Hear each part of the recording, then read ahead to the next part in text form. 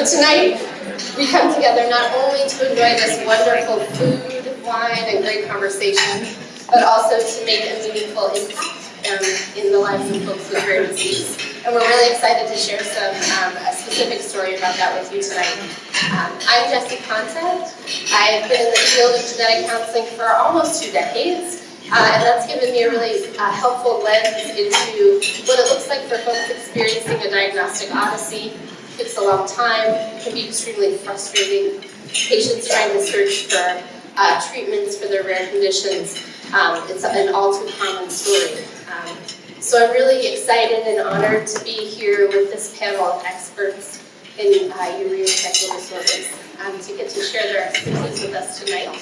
And we'll be talking about some of the great work that PNRI is doing to really connect advancing science with helping patients in the front line. So with that, I'd like to just introduce the panel here. Dr. Aimée Gropman is the Principal Investigator of the Urea Cycle Rare Disease Consortium and the Division Chief of Neurodevelopmental Pediatrics and Neurogenetics at Children's National Hospital in Washington, D.C.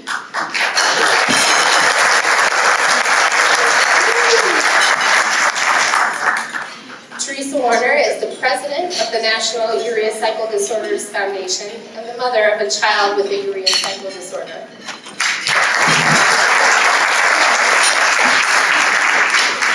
And Dr. Aimée Dudley is a Senior Investigator at the PNRI, where her lab uses high-throughput genetics and genome engineering to study rare metabolic disease.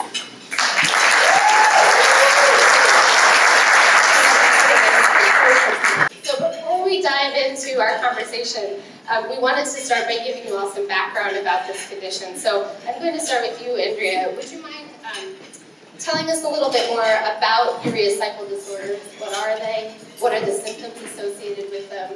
What happens? What are the dangers for patients with this type of disease? Sure. Well, first of all, thanks for having me here. So I flew from the other Washington this morning. So let's talk about urea cycle disorders. So it's a group of disorders. There are about 8 different ones, depending on what enzyme you have deficient, defines which disorder you have. And so, about 4 of them cause problems,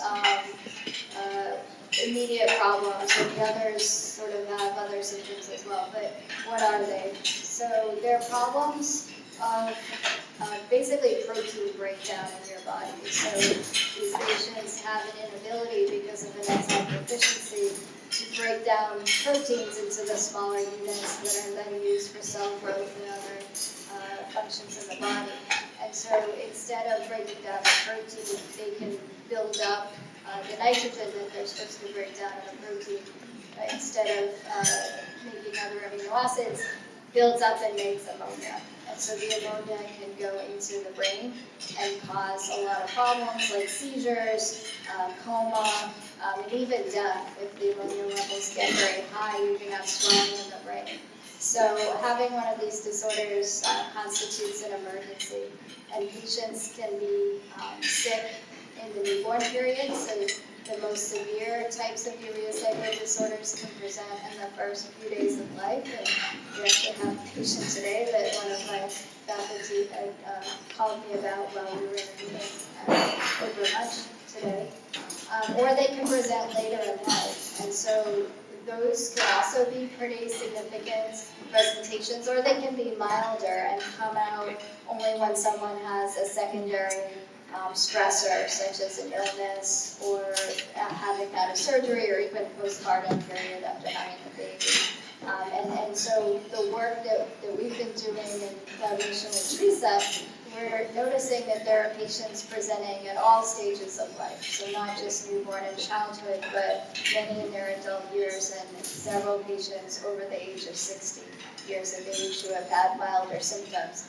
And so the patients with the milder symptoms may learn very early in life that they're protein intolerant, and so they adapt a low-protein diet. Some of them are vegetarian or vegan, and may be undiagnosed or undetected because they're able to protect themselves by having a low intake of protein. So it's only when they have a secondary stressor that it can be brought out. But those patients who are the least tolerant to protein have a very small residual enzyme activity. Those are the patients who are at risk for what we call decompensation. So if they get sick, their body starts actually breaking down their own proteins, and the ammonia can elevate that way. So it's not only because they would eat too much, but sometimes they eat too little with an illness, and their body responds by breaking down their own protein. And then there's one disorder that's very different.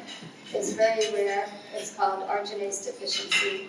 And those patients can have high ammonia, but their presentation looks more like a progressive cerebral palsy, if you will. So many of those patients are not diagnosed because they're just given a diagnosis of CP. And so they may not be detected and treated. Thank you. We thought it would be helpful to also provide a little genetics 101 to give you context for one of the conditions we'll be talking about a little bit more. So if you wouldn't mind, Andrea, maybe describing what OTC is and how it's inherited. Yeah, and there'll be a quiz later. Yeah, so most of these disorders are rare and inherited in what we call autosomal recessive fashion. So they get one copy of a gene that's not working from each parent, but the parents themselves are healthy because they have one normal copy. However, with OTC or ornithine transcarbamylase deficiency, this is X-linked. So the faulty gene is carried on the X chromosome, and so males can be severely affected because they only have one X chromosome, whereas females have two X's. And so in our bodies, in order to have the same amount of X material as males do, females have one of their chromosomes in each cell is inactivated. And so you can get like a mosaic type of pattern where maybe it's 50-50 or it's 70-30, and that can sometimes dictate their symptoms. And so this X-linked presentation presents problems with females. In the past, many of the females were just felt to be carriers and not affected themselves, but the work that we've done over the years has really brought to light that many of these females are indeed symptomatic, although the symptoms may be mild in many of them. Tresa, your daughter was diagnosed with the urea cycle disorder. Can you tell us about that experience, how the diagnosis came about and what that was like for you? Sure. I want to say thank you to everyone for tonight. This is a really special night. Hello? I want to say thank you to everyone that's here to celebrate Dr. Dudley's work, first of all. And it was my honor to fly across the country from Orlando, Florida to be here. So, thank you.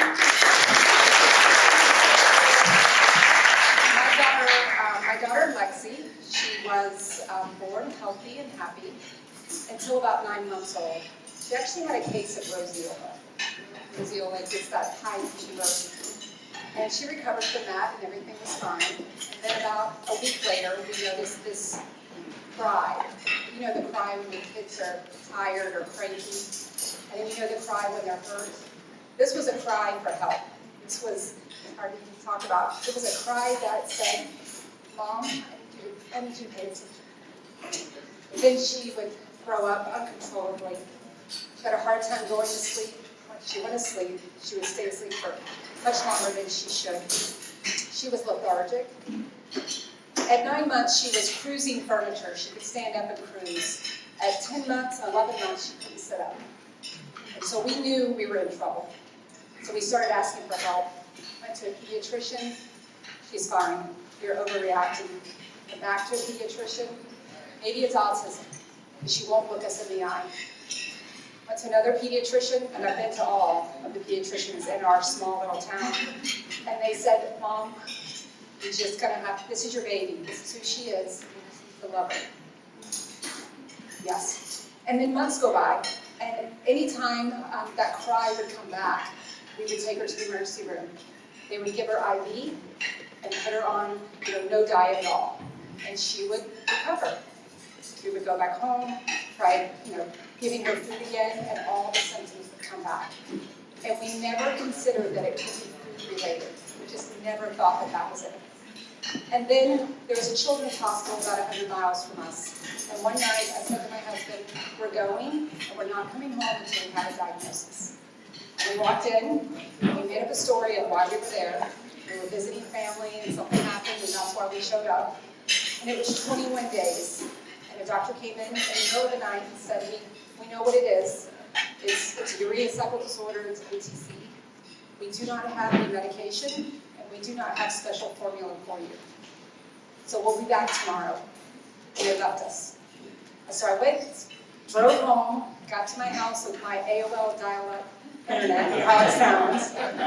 And I said, okay, I'm going to have to figure this out. So I'm an educator, and when educators don't know the answers, you do your research. So I found the National Urea Cycle Disorder Foundation, called, and Cindy LeBronx answered the phone, and I said, I need help. And that's how it started. Within 2 days, we had formula. All patients take a low-protein essential amino acid formula. We had formula in 2 days. We had medication in 3 days. And then we needed to find a doctor in Florida, which is a desert when it comes to genetic care. We found someone, and we trained him up, and he became our doctor. We did train him up. We had no idea what he was in for. And then my daughter turned 18, which is, everyone knows there's a transition whenever you go from child care to adult, that transition to adulthood. Now I just said that she was 1.5 and now she's 18. In between there were probably 30 ICU hospital stays. There were a few close calls. There were a few that I still have no idea how she made it. Her ammonia levels were, one was 550, and for ammonia levels, all of ours are under 30. And 550 is dangerous. She went to public high school, public middle school.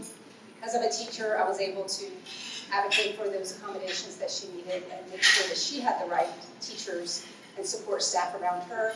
She played soccer. She wants me to say that. She played for about 3 minutes each half and was the one that handed out all the drinks and the food. But she loved it.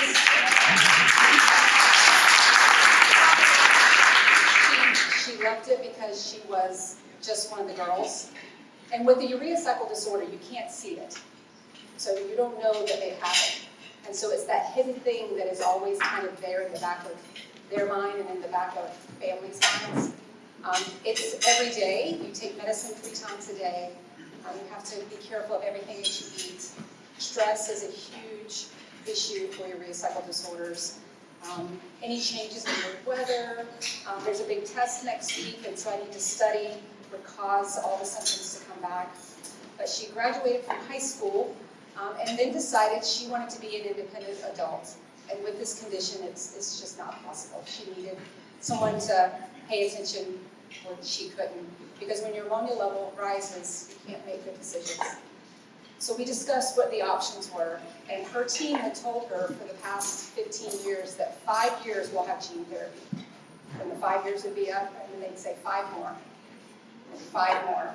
So at 18, she said, okay, I need to know what I need to do because my life is waiting for me, and so I need to be ready. So we decided on a liver transplant, which is a cure for the condition, but comes with its own challenges. And so at 19 and a half, she said, I want to be listed on the transplant list. And she was transplanted at University of Pittsburgh. And everything went as smoothly as a transplant can go. And then she came back home and COVID happened. And she gave her time to recover. No one kind of understood. So she didn't really miss out on anything. And then she went to the University of Central Florida and graduated in May.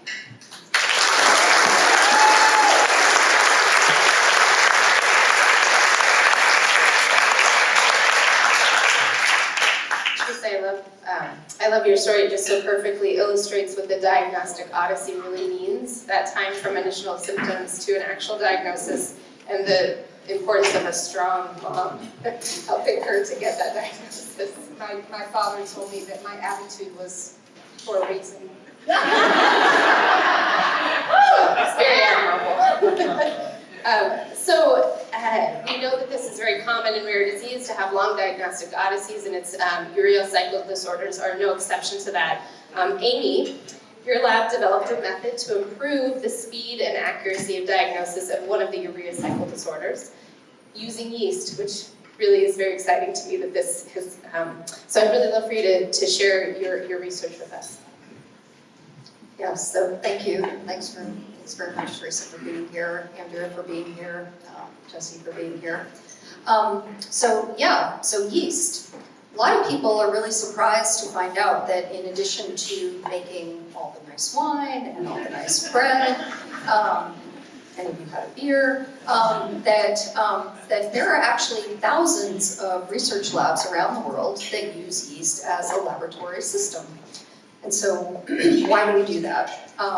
So the reason why it's so powerful is that cells, all cells, yeast cells, plant cells, human cells, mouse cells, they all need to do the same functions in order to grow and survive and do all the things that they need to do in life. And they do that by having basically the same components. And so all of the basic functions that your cells need to do in order to grow and divide and live are the same pretty much in a yeast cell. Many of them are almost exactly the same in a yeast cell as they are in a human cell.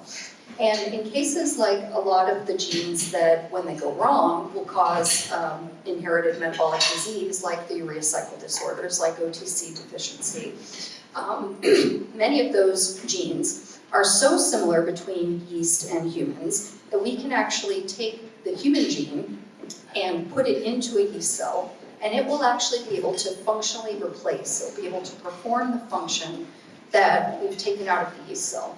So we call that complementation. So what we, and by we, I'd like to acknowledge the people in my lab who are here tonight, Russell Lowe, Michelle Allen, and Derek Crowley. When scientists say we, sometimes you say, is there a mouse in your pocket?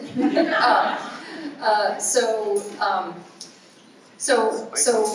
the really talented and dedicated scientists in my lab, what they're able to do is actually remove the yeast version of OTC. And when we do that, the cells aren't able to grow in the absence of a certain nutrient. When we put it back in, when Russell put back in the human OTC coding sequence, the cells were now able to grow in the absence of that nutrient. And so what that gives us is a really incredible test that we can then use to evaluate how well a different variant of OTC, like the variants that we find in human patients, like people like Andrea find in human patients, and people like Jesse counsel families who have patients with these variants. So we can now look at how, quantitatively, how affected is this variant. So some variants, in fact, about 27% of the variants that we've looked at, they have absolutely no activity. So they're not able to grow in our yeast assay at all, and these human patients, they basically have no activity of this enzyme. Others, when we put in what we call the wild type, the normally functioning version of the protein, we call that 100%. So 0%, no activity, 100%, that's putting in the healthy, normal copy of the protein coding sequence. And we're able to look and we find variants that are all the way in between, really accurately and in really high throughput. So one of the things that our lab leverages is the fact that, as John was saying, over the years we have developed, again, people in the lab, including some interns, talented undergraduate interns like Julie, have worked really hard to develop, is various systems that allow us to assay these in really high throughput. So right now, once we have worked out an assay and figured out how to put the human protein coding gene in, we can assay across the entire length of the protein every possible variant in a matter of months. And so what does that give us? What that gives us is a lookup table that someone like Andrea can use to evaluate how much activity are we expecting when a patient has this variant. And so I guess the final thing, because that was a lot of stuff. The other really cool thing about this is that it builds not only on methods that my lab has developed over the years, but it also takes advantage of technologies that are happening kind of around the world in science and technology. And one of those is the ability to synthesize lots and lots of different types of pieces of DNA. And so we don't have to limit ourselves to looking at only the variants that have ever been seen in a patient, and these are rare variants. We don't have to limit ourselves to looking at only the variants that happen to be seen in the overall population, and the overall population that gets sequenced has historically been overwhelming of European descent. And so we can look at variants that are any possible variant across this gene, and have a lookup table that tells us what to expect in terms of how detrimental or not detrimental it might be. And you can do that in months, which I think it's remarkable, having sat in front of families and finding a single variant and saying, years maybe we'll sort this out and be able to tell you more about what this actually means. And what you've done, Aimée, is to give a catalog, which is an amazing tool for Andrea to use, and then support patients like Tresa. I'm going a little out of order because I really wanted to talk about this collaboration. Why are the three of you all here together? Tell us a little bit about how that came to be. Yeah, so it's kind of serendipity. So where's Claudia? Is she here? So people who know me know that whenever someone asks me to be on a committee or do extra work, I always say yes, right? And so this is a time when that yes paid off. So I was asked to be on the committee that makes the program for the American Society of Human Genetics, which is one of the largest gathering of both research geneticists as well as clinical geneticists, genetic counselors, etc. And so Claudia and I were both in the same subgroup, pediatric genetics, and she was coming on, I was coming off. She was moving from Baylor to here, and we were talking about that because I know her lab that she worked in and people at Baylor. And what do you do? What do you do? So flash forward, she contacts me and says, I remember you were doing work in urea cycle disorder. Well, I'm now here at PNRI, and the person in the lab next to me, Aimée, is working on OTC and yeast. You guys should get together. And so it was pure serendipity. If I had said no, and I wasn't on the committee, I wouldn't have met Claudia, who wouldn't have, eventually maybe we would have found Aimée, but not in the same way. So thanks, Claudia. And it just became very organic. Amy's great to work with. And we brought in some folks from my hospital, including Luba Kaldovic, who had written about and discovered some of the early variants with Mendel Tuckman at the time, and brought in Nick Amnu, and then we continue to meet every other week with Amy's team and with our team. And then, of course, we can't have these discussions without bringing in our partners who we've worked for many years with the NUCDF, first with Cindy Lamons, who unfortunately passed away a few years ago, and now recently with Tresa. Well, it nicely highlights how far we've come in the 25 years, I think, since you got that first diagnosis, Tresa. The internet exists, social media, and yeah, no more dial-up. You don't have to listen to AOL anymore. And so I'm curious, Tresa, how has that advancement, I guess, helped you through your role in the foundation? How does that impact patients and families, and then really kind of connecting with these other experts? So over the past 25 years, We have new treatment options, so we have new medication that our foundation has influenced, and that has made life a little bit easier. Not great, but a little bit easier. We also have liver transplant.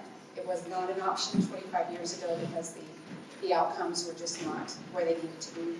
So that is something that a family can do. Gene therapy will be an option, in 5 years. I think, the internet is bad for some things, or social media is bad for some things, but what it is really great with is connecting people that are desperate to find answers.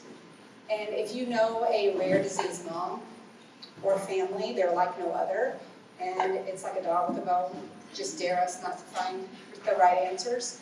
And so social media has been fantastic of just connecting all of us. But I think the number one thing is our collaboration with our Urea Cycle Disorder Consortium, which Andrea is the PI on. Having a group of clinicians that care about your family as much as you do makes a huge difference in coordinating care. Doesn't matter where you live. If I get a call of a patient that is in need of help, I have a full Rolodex, some people don't know what that is, a full Rolodex of doctors that I can call and connect them with. So that has been, amazing. But I think that I toured the lab today and I was kind of gobsmacked. I didn't even know how to react because I read the paper, but to hear Aimée say it and for me to really, truly understand the impact, we don't know the impact that this research is doing. We won't know for 5 or 10 years the true impact, the children that are not born. Because when a family gets the diagnosis, they will now know that this is severe. So that family can make a choice right then on what the treatment options will be. Or this is going to be a milder case, and you could probably medically manage it. So then they don't get the dread, I can probably do this. So that's number one. The other major thing is I'm not a carrier for this condition. Most moms are a carrier. And our carriers have symptoms. And we've known this for years. When we talk to a carrier mom, we know. But there's never been true science behind it. Dr. Gropman did some neuroimaging studies, and she could see it in the brain. But it was very hard to kind of tell everyone there is something really going on. And with this study, what it's going to do for our carriers is going to be life-changing because a mom that's affected can't take care of a child that's affected. And so it's going to change the life of the children because it's changing the lives of the moms. And then moms' relationships are going to change also. One of the biggest issues we have with rare disease is a high rate of divorce and families being alone and single moms. And so the outcome of what you're doing is just enormous. And again, thank you. I won't cry anymore.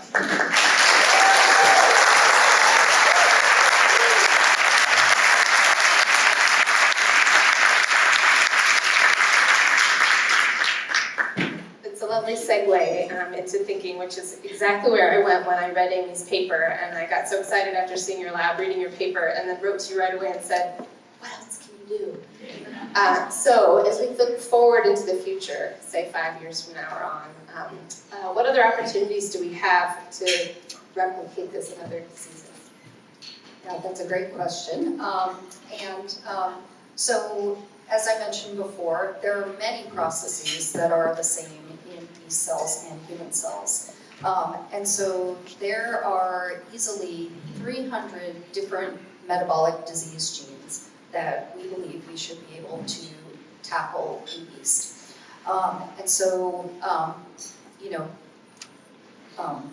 We have a system. We have experience doing it. I have a room full of dedicated scientists who are committed to doing it. We're committed to doing the recycled genes first. And so you might ask, all right, well, given that you can do, 300, 400, 500 different disease genes in yeast, how do you choose which ones to do? And one of the ways in which we choose them, if you'd asked me 10 years ago, I would have said, well, we'll just choose the easy ones, or we'll choose the ones that we know the most about in yeast, or we'll choose them.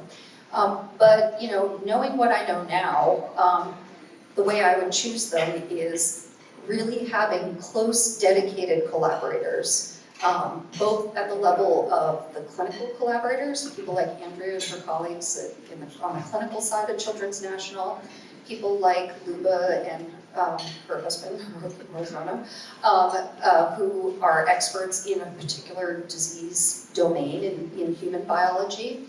And then, really looking at, how do we work with the patients and the families and their advocacy groups, and really kind of what meaningful collaborations can come out of that, because all of those things drive the science and make what we can discover about these diseases a million times more impactful than just, Amy's got a really cool technology. She can do a lot of different variants for a lot of genes. So that's, Really is like a dream team up here. Did you want to add anything to that, Andrea? No, I just think that, this is a very fortuitous collaboration, but it's really yielded fruit very early on. We've been working together for 3 years, but, for some people, these advances don't come until like 10 or more years. So it's really, I think, the way to innovate is to build teams and to bring people into the team who have a technology or an expertise that's not going to replicate what you're already going to do, but help you leaps and bounds move into the future. And I think that's what we have with Aimée and her lab. I'm so really happy that I said yes, and then I met Claudia, and then I met Aimée, and also the opportunity to work with Tresa throughout the years, and the National Urea Cycle Foundation really helped me understand, the pace of the work. We don't have time. We have to hurry up, and we have to get these advances to the patients and the families as quickly as we can. Okay, so Tresa and Andrea, you flew a long way to come here and be with us tonight. So I just want to give you each the opportunity to share any final thoughts on why you think it's important to support these research projects. I think you've laid it out beautifully here, but any other?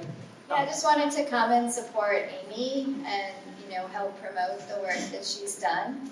I come to Seattle to do that. I think it's just really important because it takes time, it takes funding to do this type of work, and I just wanted to be here to support her and to support the organization. So I am a teacher and I teach marketing. So here you go. Whenever, illness doesn't mean anything to you until the day it does. So there's someone in here that you will love someone that will need this. So if you have a choice to support this, because you never know how it will affect your life. It could be your grandchildren or your great-grandchildren. If it's your great-grandchildren, we'll solve all these problems for them. But if I couldn't have wished for this. We've been saying for years, we need more, we need more. We need to stop waiting on gene therapy and make it happen already. But transplant shouldn't be the only thing, because that's a major surgery. That comes with its own set of issues. But as a parent, 25 years ago, if someone would have said to me, this is the severity of this, I could have made decisions right then. So I think you should all support. You're already here supporting. Just continue. Woo-hoo. QR codes on your table. Do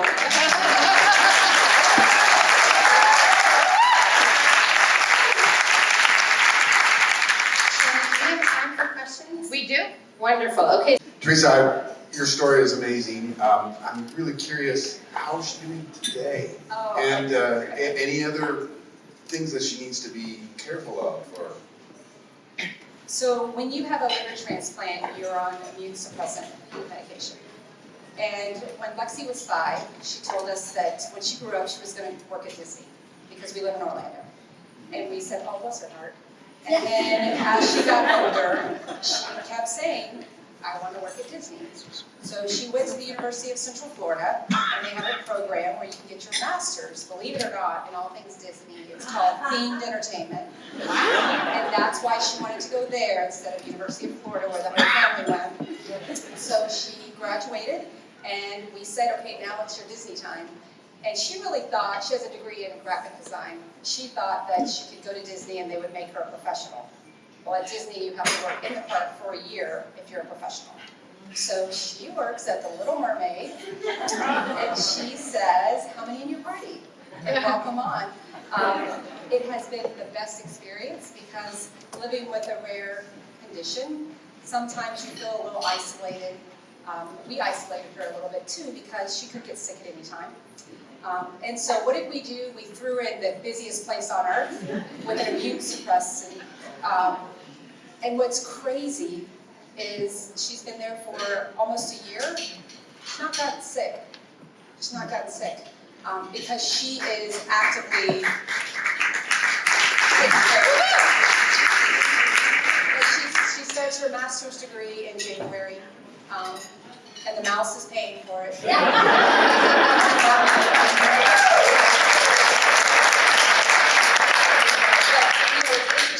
What does she need now? We have a lot of families that have done liver transplant, and there was a recent big article, it's actually I think in 60 Minutes, about what are the side effects of immune suppressant medication, and it hasn't been, no one's paid attention to it because you got a transplant, you should be thankful. That's kind of the thought, and so maybe that's the next step is can we help with that, because that's a large population now, because transplants are kind of routine, which is a great thing. Yeah, thank you for that question. Are there any other questions? Oh. You like music. So, Aimée, we have the technology. We've heard about the urgency.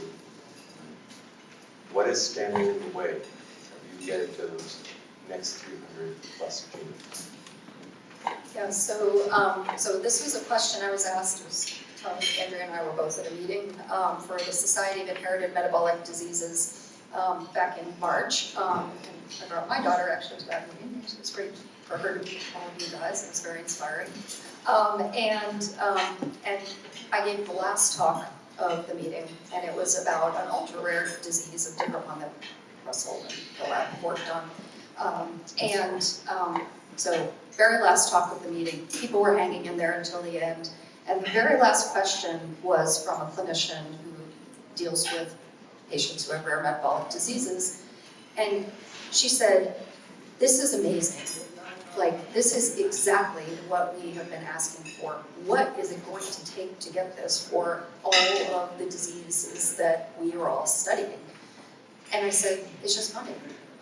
Because we have actually gotten this for, again, hundreds of genes, both genes that my lab is able to work on, as well as some of our collaborators here in the greater Seattle area. That other labs work on, really talented researchers at the university and at the Fred Hutch.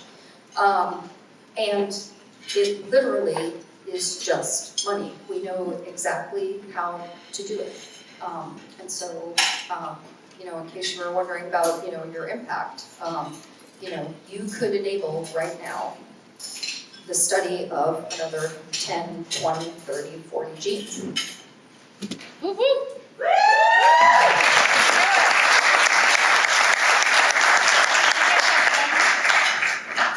Who wants to be the final question? Got one more? Everybody's shy. Oh, there we go. Oh. Thank you so much. This was really, I'm also a genetic counselor, and sitting here just truly in awe of the three of you. And I think that's what strikes me second to the work that you're doing, Aimée, is the three of you sitting here together is maybe more rare than urea cycle disorders.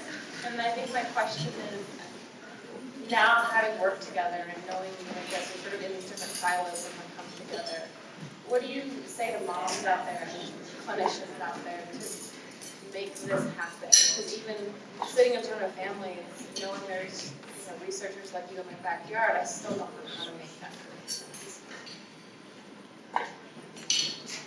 And that's a really hard question. One of the reasons why, it's a little bit of a joke, but it's not actually a joke. I said that, we are going to finish the urea cycle genes first, part of the reason is because obviously we're inspired by these stories, and we have excellent collaborators both at the level of the patients, families, and advocates, as well as the clinicians and the disease experts. But the other reason why we're going to finish that first is because we are going to be a model for how this should be done from end to end. And so, yeah, that's my opening thought.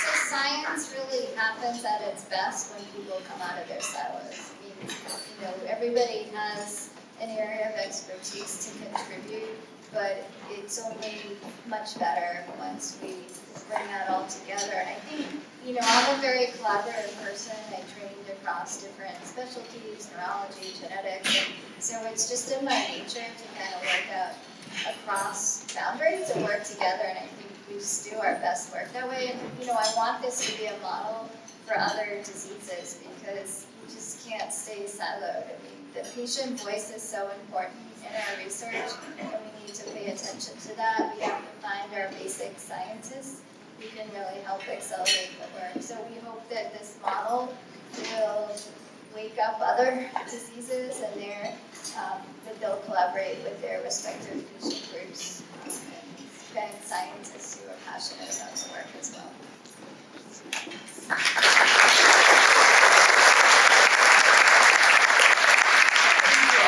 This has been just a lot of fun and inspiring to all of us. Thank you for sharing your stories and for being such a good model for all of us. So again, cards on your table to scan, and that wraps up our brochure. But you'll be able to find folks around to be able to talk with them more after. So thank you, everyone. And now I would like to call Ash Gunderson, Chair of the PNRI Board Development Committee, to the stage.